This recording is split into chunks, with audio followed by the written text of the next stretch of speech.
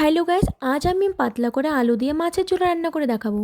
প্রথমেই আমি মাছগুলোতে নুন হলুদ মাখিয়ে নেব। মাখিয়ে নেওয়া হয়ে গেলে কড়াতে মাছ ভাজার জন্য তেল দিয়ে দিব।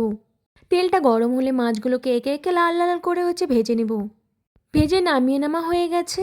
ঝোলে যে আলুগুলো ব্যবহার করলো সেগুলোকে একে একে করে আমি নুন হলুদ মাখিয়ে ওই তেলের মধ্যে লাল লাল করে ভেজে নামিয়ে নেব। ভেজে নামিয়ে নেওয়া হয়ে গেলে ওই তেলের মধ্যে আমি দিয়ে দেবো একটুখানি জিরে, তেজপাতা, কাঁচা লঙ্কা, টমেটো কুচি আর পেঁয়াজ কুচি। তারপর সাথে সাথে আমি দিয়ে দেবো একটু লবণ। লবণটা দেওয়ার পর একটু ভাজা হয়ে গেলে সেখানে দিয়ে দেবো আমি জিরে আর ধনের গুঁড়ো। ধনে গুঁড়ো দেওয়ার পরে আমি একটুখানি ভাজিয়ে নেবো। ভাজার পর দেখো আমি জল দিয়ে দিয়েছি। জলটা দেওয়ার পর যখনই পেঁয়াজ টমেটোগুলো সেদ্ধ হয়ে যাবে, সেদ্ধ হয়ে গিয়ে জলগুলো শুকিয়ে এসছে, সেখানেই দিয়ে দেবো আমি ভেজে রাখা আলুগুলো।